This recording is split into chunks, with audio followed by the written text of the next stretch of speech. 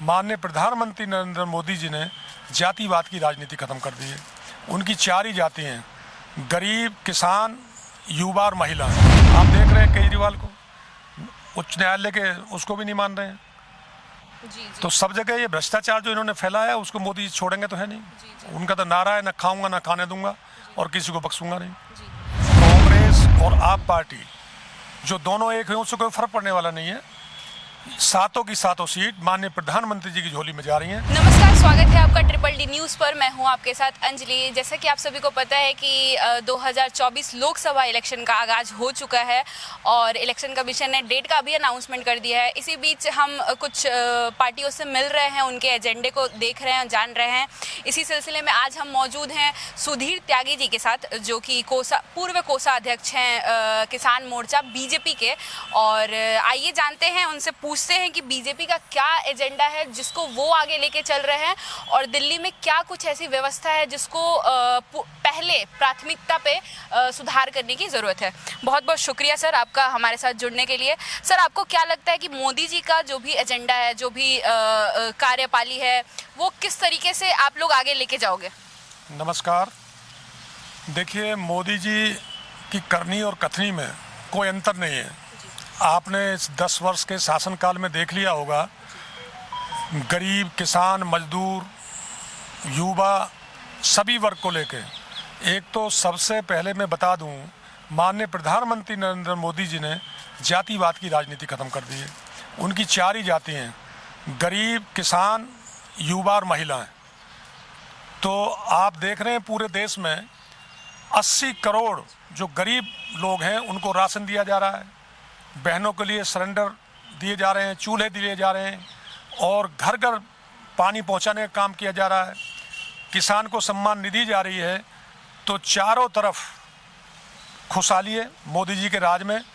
और धारा 370 हो, सीए हो, राम मंदिर हो, जो भी माननीय प्रधानमंत्री नरेंद्र मोदी जी ने वादे करे उनको सबको पूरा करने का काम देश के प्रधानमंत्री नरेंद्र मोदी जी ने किया है। सर, जहाँ तक बात करें दिल्ली की 7 सीटें हैं, लेकिन 7 सीटें बीजेपी के पास ही हैं। पिछले भी इलेक्शन में अभी भी आप उस पर लड़ाई कर रहे हो, तो कभी कभी जनता इसमें उलझ जाती है कि लड़ाई एडमिनिस्ट्रेशन की स्टेट पे चली जाती है, सेंटर पे चली जाती है, तो इसको कैसे आप सुलझाओगे? देखिए, विधानसभा लोकसभा के चुनाव में अंतर है। पहले भी 7 सीट बीजेपी के पास थी और अब के भी ये कांग्रेस और आप पार्टी जो दोनों एक हैं उससे कोई फर्क पड़ने वाला नहीं है।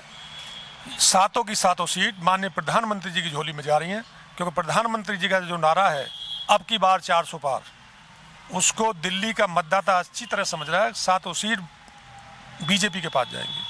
अपोजिशन का बात किया आपने, तो आपको क्या लगता है कि इतनी हिम्मत कहाँ से आ रही है इंडिया अलायंस को कि 39-38 पार्टियों का सम्मेलन करके वो मंच साझा कर रहे हैं और हर जगह अपनी रैली में जनसभा लेके आ रहे हैं?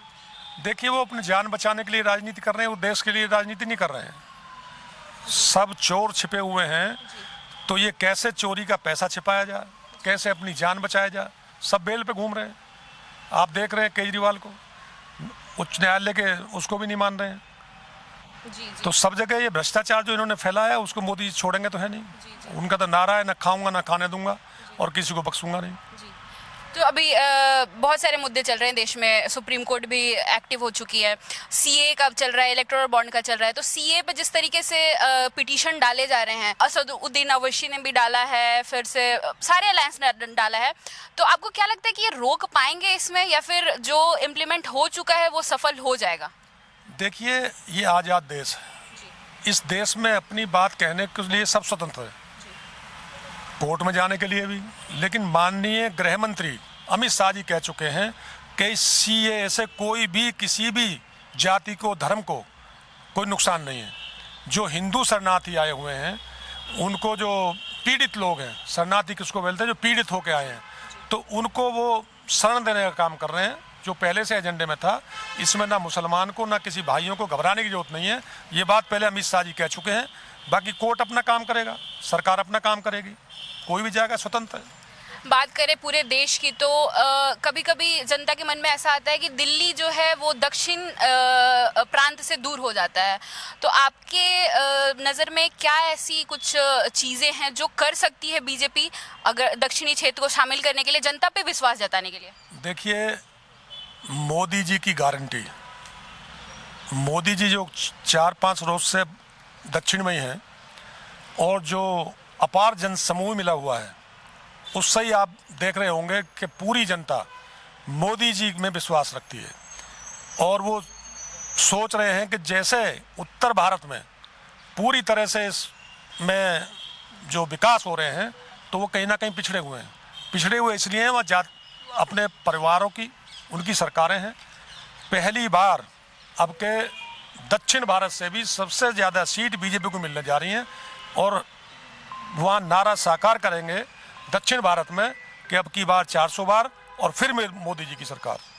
गठजोड़ की बात करें तो बहुत सारे ऐसे स्टेट हैं जहां गठजोड़ की ज़रूरत पड़ रही है मोदी जी को, अगर जहां भी पहुंच रहे हैं तो जनता जो जनादेश दे चुकी है उनको कितना विश्वास होगा कि हाँ अगर दूसरी पार्टी को भी ले रहे हैं तो वो इनके एजेंडे पे ही काम करेंगे? देखिए, मोदी जी का नारा है सबका साथ, सबका विकास और सबका विश्वास। जो बीजेपी की प्रधानमंत्री नरेंद्र मोदी जी की कार्यशैली से और करनी कथनी में अंतर नहीं है, उसको देखते हुए सब उनकी गारंटी, मोदी जी की गारंटी पे मान रहे हैं। इसीलिए सभी लोग मोदी जी के गारंटी के साथ खड़ा होना चाहते हैं और देश के विकास में अपना योगदान देना चाहते हैं। आखिरी सवाल यही रहेगा कि 400 पार का तो नारा है, लेकिन वोट परसेंटेज आपको क्या लगता है कि महिलाएं कितना सहयोग दे रही हैं, जो युवा हैं कितना देंगे? आपको क्या लगता है कितना वोट परसेंटेज बीजेपी पार्टी को मिलेगा? बीजेपी पार्टी को महिला, युवा, किसान, मैं समझता हूँ कम से कम 60% वोट बीजेपी को मिलेगा पूरे देश में। धन्यवाद हमारे साथ बात करने के लिए। ये थे सुधीर त्यागी जी। देखते रहिए ट्रिपल डी न्यूज़।